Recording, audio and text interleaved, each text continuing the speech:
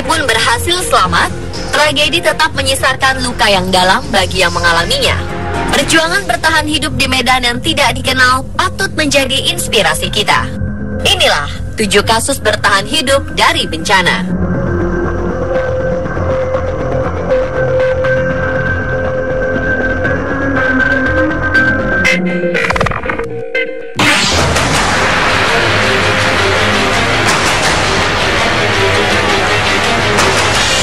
Bencana kabut asap yang terjadi di daerah Pekanbaru juga merembes ke Sumatera Utara.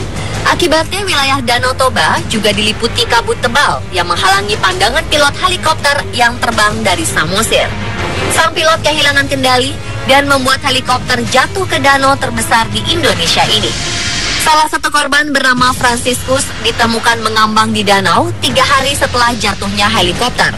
Ketika ditemukan, tubuh Franciscus sudah licin dan penuh lumut. Franciscus pun berbagi tentang perjuangannya bertahan hidup selama 3 hari di Danau Toba. Selama terombang-ambing, dia tidak makan apa-apa, hanya minum air danau saja.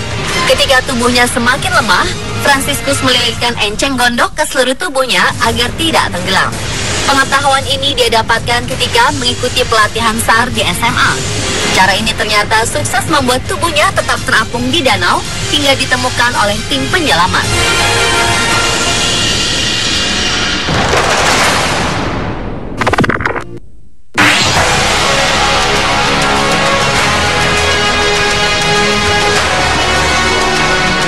Michael Bolong dan Ambrose Wevet tidak pernah menyangka jika acara memancing mereka akan mendatangkan bencana. Mereka bersama Francis Dimansol, mertua Ambrose, berlayar di perairan Pulau Tengga, sekitar 1.600 km dari Samudra Pasifik. Acara memancing pun buyar karena badai tiba-tiba menerjang kapal hingga hancur. Francis tewas tenggelam ketika badai, sementara Michael dan Ambrose bertahan hidup dengan sisa bekal yang masih terselamatkan. Namun bekal mereka hanya cukup untuk 2 minggu saja. Setelah itu, kedua nelayan ini harus menangkap ikan dan minum air hujan. Mereka bertahan 3 bulan di tengah samudra hingga ditemukan oleh Organisasi Migrasi Internasional. Saat ditemukan, kulit kedua nelayan ini sudah sangat hitam karena terbakar sinar matahari.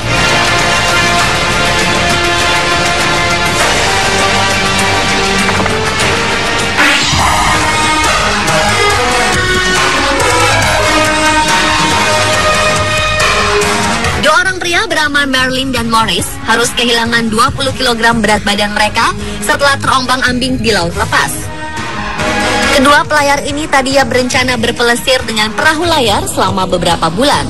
Namun di tengah perjalanan, seekor ikan paus ganas menyerang kapal dan membuat lubang besar di sisi lambung. Karena perahu akan tenggelam, kedua pelaut ini pun menyelamatkan diri dengan membuat rakit dan menyelamatkan bekal mereka. Beberapa kaleng makanan, kompor minyak kecil, peta, kompas, wadah air, pisau, paspor, dan beberapa kebutuhan lain dibawa di atas rakit. Ketika persediaan makanan habis, 2 orang ini pun terpaksa berpuasa beberapa hari, kemudian menangkap hasil laut untuk makan. Setelah 117 hari, barulah mereka menemukan kapal nelayan milik Korea dan berhasil diselamatkan.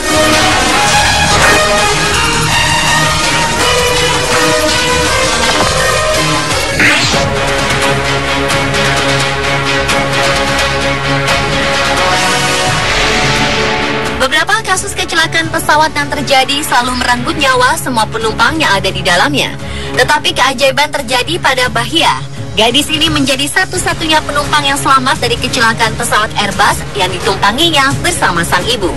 Pesawat milik maskapai Yemenia ini jatuh di Samudra Hindia di lepas pantai Kepulauan Komodo pada 2009. Bahia tidak mengingat secara rinci bagaimana pesawat bisa terjatuh. Yang ia ingat hanyalah ketika jatuh, ada sepotong puing pesawat mengapung di dekatnya. Puing ini pun menjadi sandarannya bertahan hidup selama 9 jam tanpa pelampung. Waktu itu dia masih berusia 13 tahun. Orang-orang menjulukinya si gadis ajaib karena menjadi satu-satunya penumpang yang selamat pada kecelakaan pesawat itu.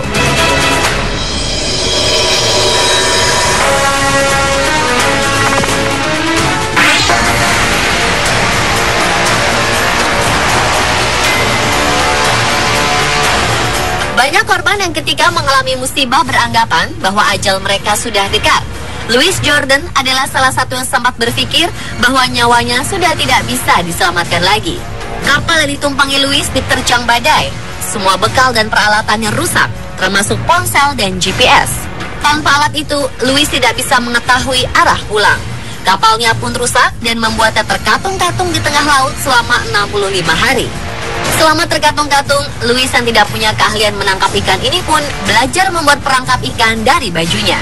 Ikan-ikan mentah ia makan untuk bertahan hidup. Untuk minum, Louis menampung air hujan. Penderitaannya berakhir ketika sebuah kapal berbendera Jerman lewat. Kapal itulah yang membawa dia ke daratan.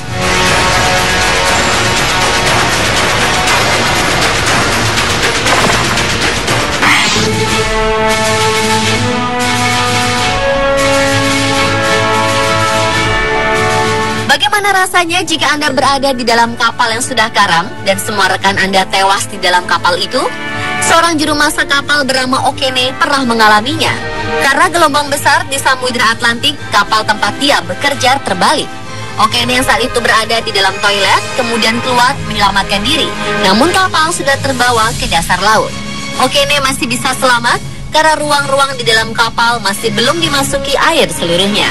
Selama 3 hari lebih berada di dalam kapal karam sangatlah mengerikan bagi Okene. Meski gelap, dia masih bisa mendengar suara-suara ikan berpesta menyantap jasad rekan-rekannya yang sudah tewas. Harapan hidup akhirnya pun muncul ketika Okene mendengar suara dentuman. Ternyata itu berasal dari suara palu tim pencari yang dikerahkan untuk mencari jenazah para korban. Semula para pencari ini menduga bahwa seluruh penumpang kapal telah tewas. Mereka sempat terkejut ketika bertemu sang juru masak kapal ini. Okene pun berhasil selamat, namun tragedi ini meninggalkan trauma baginya. Ketika tidur, Okene sering berhalusinasi bahwa tempat yang dia tiduri itu akan tenggelam. Okene juga menghindari laut setelah kejadian itu.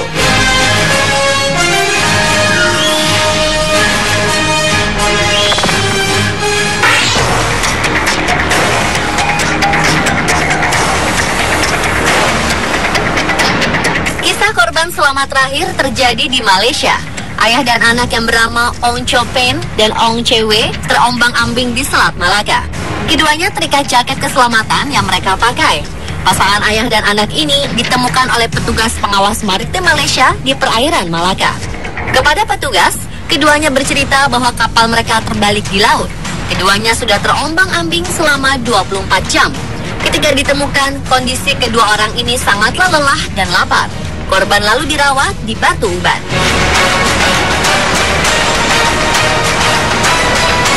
Pemirsa, itulah 7 kasus bertahan hidup dari tragedi versi on the spot.